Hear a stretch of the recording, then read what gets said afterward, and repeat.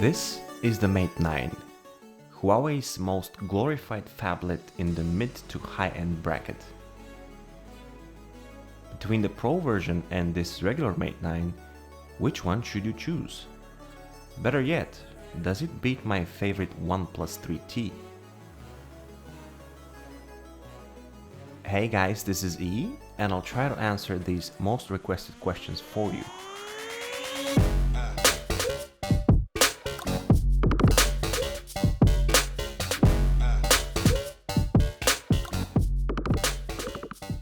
Before we get started, make sure you check out the description of this video because there just might be a surprise for you. And remember, this video is not sponsored or affiliated to Huawei or OnePlus. I wish it was though. So, is the regular Mate 9 the right choice when it comes to Huawei's lineup? Now that the P10 is out, your decision might be split, but the question here remains, to Mate 9 or to Mate 9 Pro?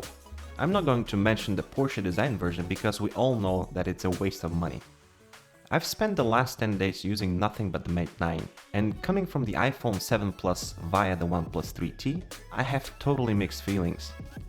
Before I unpacked it, I was excited. After I opened it, I got a bit disappointed. When I started using it, I was positively surprised and then bummed out a bit. I can't seem to make up my mind.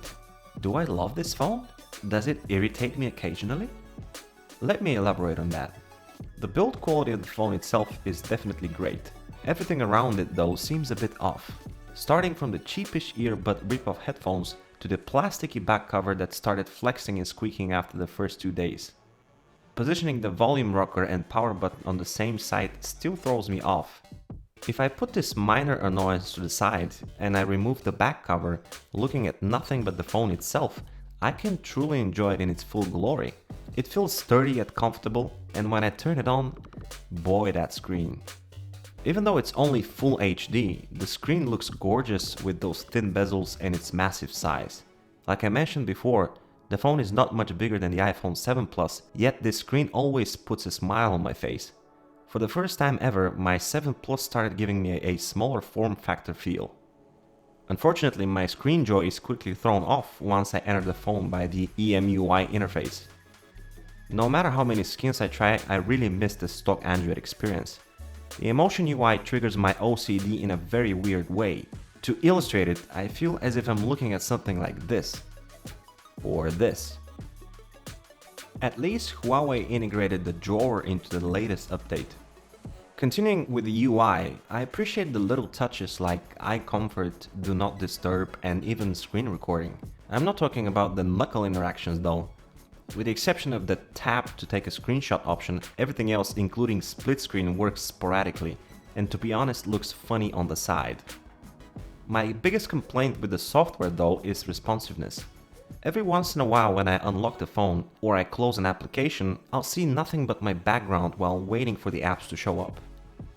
Being a YouTuber, I tend to carry my phone and watch stuff all the time, and this rotation video lag also drives me crazy. No, it is not the best camera, nor is it waterproof. Scrolling through apps is not always as smooth and buttery as it should be for a phone with such characteristics. There's some kind of a lag when I go up or down, and it kind of kills my momentum. Here's also an inception that I keep on trying to figure out.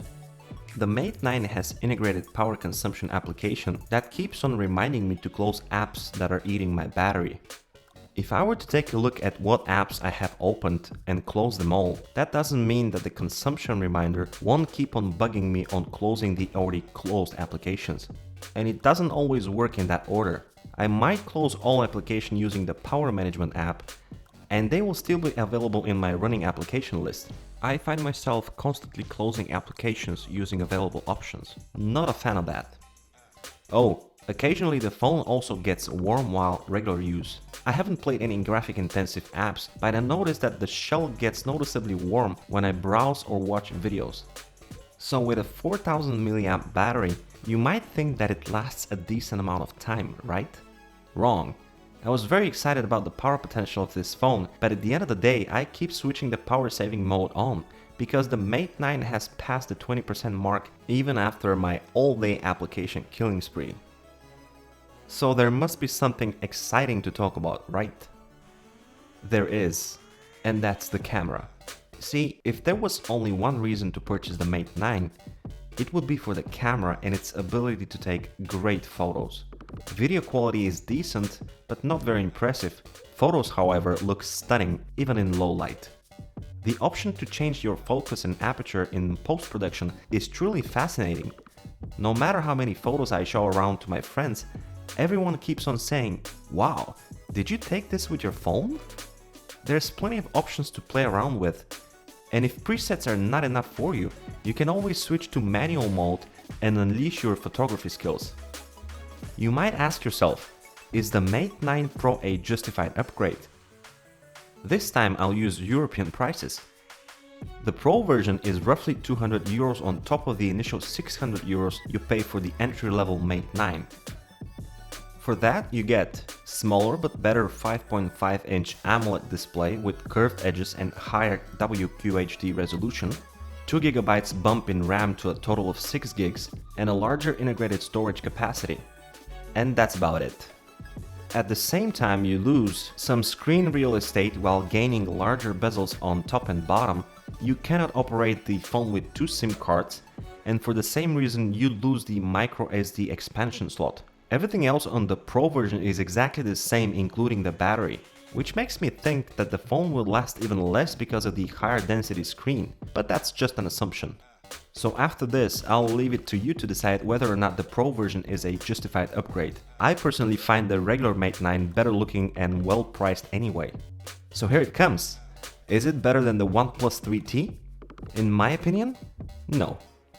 The OnePlus 3T gives you a much more fluid and crisp overall experience. The Mate might have the edge when it comes to taking photos, but battery life, close to pure Android experience, packaging, attention to details, and snappiness easily goes to the OnePlus 3T, which costs less by the way. So for those of you who are now ready to jump on the dislike button, hear this. It is very rare to discover phones in that price range that are really bad. Honestly, the Mate 9 is a very good phone. Whoever decides to buy it will definitely enjoy it. Some might even find it way better than the OnePlus 3T. Remember, my opinion can only help you make an informed decision. And if you decide to go for the Mate, go right ahead. You'll probably like it a lot. Meanwhile, I'll go back to my iPhone 7 since I no longer have the 3T. Shout out to the winner in my last giveaway, Luis Rivera. This is E, over and out.